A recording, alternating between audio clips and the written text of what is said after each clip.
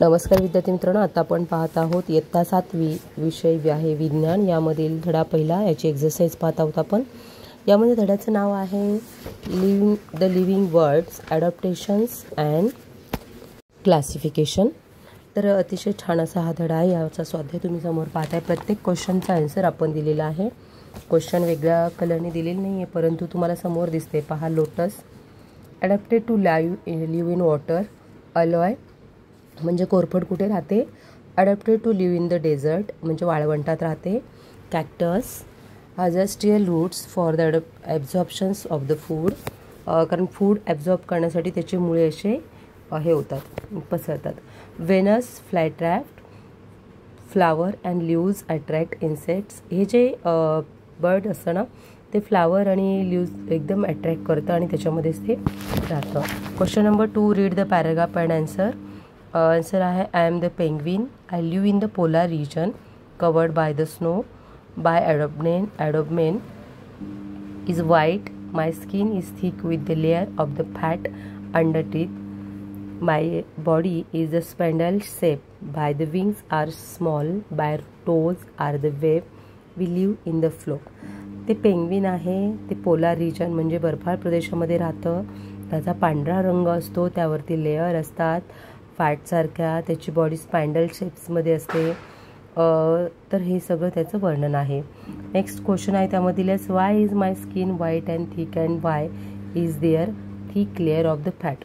त्याची body white thick का असते, पांढऱ्या रंगाची आणि जाडसर अशी का असते? Because the white colour gives the camouflage in a snow, म्हणजे ते बर्फाळ प्रदेशामध्ये व्हाईट कलर पटकन दिसून येत नाही म्हणून। And the fat keep the body warm is extreme cold. तो जाडसर असतो कारण त्याची बॉडी आतमध्ये वॉर्म गरम राहावी, उष्ण राहावी, यासाठी वरतून स्किन त्याची थिक असते।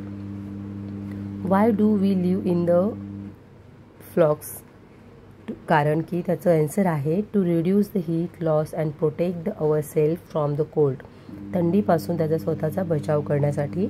नेक्स्ट ऑप्शन आहे which the region in inhabit. त्याचं उत्तर आहे polar region like the Antarctica.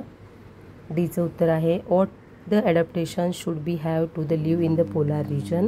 त्याचा आन्सर आहे thick skin, fur to the feather and the fat layer under the skin and the behaviour like the heading together. Question number 3 आहे who is laying, म्हणजे कोण आहे? तुम्ही संपूर्ण प्रश्न वाचून घ्या आणि स्वाध्याय तुमचा कंप्लीट करा, वहीमध्ये पूर्ण लिहून घ्या, पाठांतरण करा, सराव करा।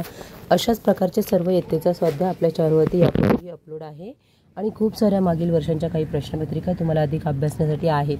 ते पाहण्यासाठी चॅनलला जास्तीत जास्त सबस्क्राईब करा। नवीन कोणी असेल आता व्हिडिओ पाहत असेल तर सर्वप्रथम सबस्क्राईब करा आणि जुने असाल तर लाईक आणि शेअर मात्र जरूर करा। आपल्या मित्रमैत्रिणीपर्यंत हा जरूर व्हिडिओ पोहोचवा, कारण आपण सगळे इयत्तेचे सगळे स्वाध्याय आपण घेऊन येत आहोत। त्यासाठी आपण व्हिडिओ डेली अपलोड करतो। दररोज 4च्या नंतर आपला व्हिडिओ येतो, त्यासाठी चॅनलला भरभरून प्रतिसाद द्या।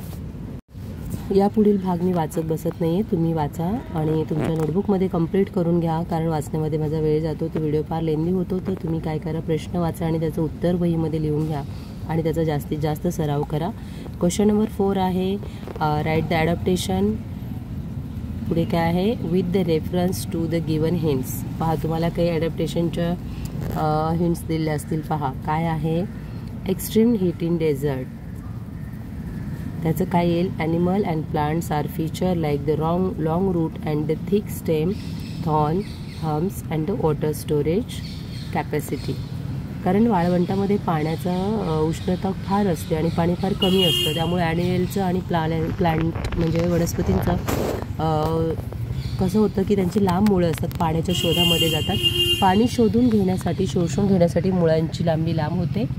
झाडावरती काटेरी रंग असतो, कॅक्टस, कोरफड हे आपण पाहतो। याप्रमाणे पाण्याचा आकार पण जाड असतो, जेणेकरून पाण्याचं ॲब्झॉर्प्शन होऊ नये म्हणून।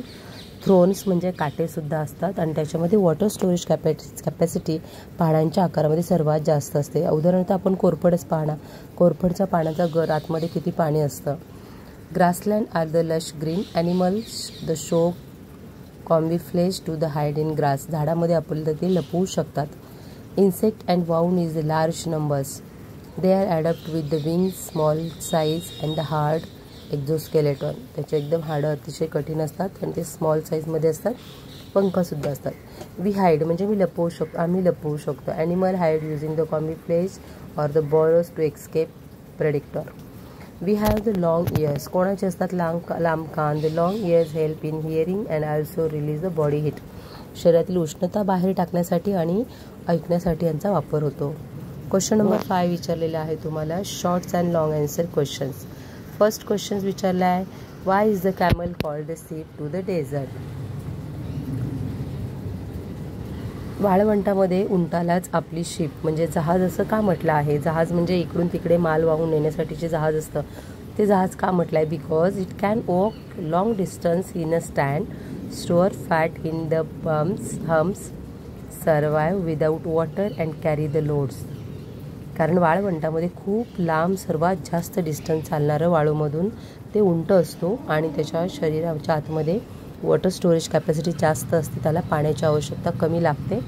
आणि टू कॅरी द लोड म्हणजे लोड आपण त्याच्यावरती वजन जेवढं टाकू तेवढं ते वजन कॅरी करू शकतं, यासाठी त्याला वाळवंटातील जहाज असं म्हटलं आहे. Next questions. How can the cactus and acacia survive in the desert. वाळवंटात कसे वाढतात ते कॅक्टस आणि ते? कारण they have fleshy streams for water storage, thorns instead to leaves, deep root and green stem for the photosynthesis. Photosynthesis झाडांच्या पानांचा आकार हा जाड असतो, पाण्यामध्ये पाणी साठवून ठेवण्याची कॅपॅसिटी जास्त असते. What is the relationship between the adaptation and surrounding. पहा, आजूबाजूचा परिसर, नेचर अँड ॲडॅप्टेशन याच्यामध्ये काय रिलेशन आहे दिलेलं आहे? तर उत्तर त्याचं असं आहे, organism adopt the according to their habits that with useful trade the survive and the reproduce. How are organise classified. ते कसे क्लासिफाय आपण करतो?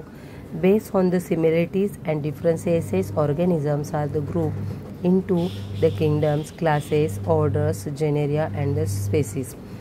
Scientific names have 2 parts, genus and species. Question number 6 आहे, फिलिंग द ब्लँक्स.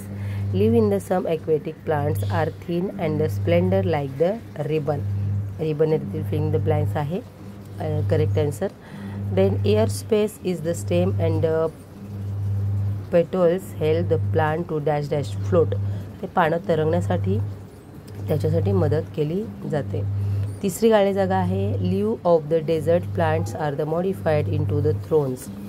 मग त्यामध्ये thorns हे त्याचं filling the blanks आहे. डायरेक्ट आन्सर आपण एका ओळीमध्ये दिलेला आहे, तुम्ही तिथे आन्सरला अंडरलाईन करा.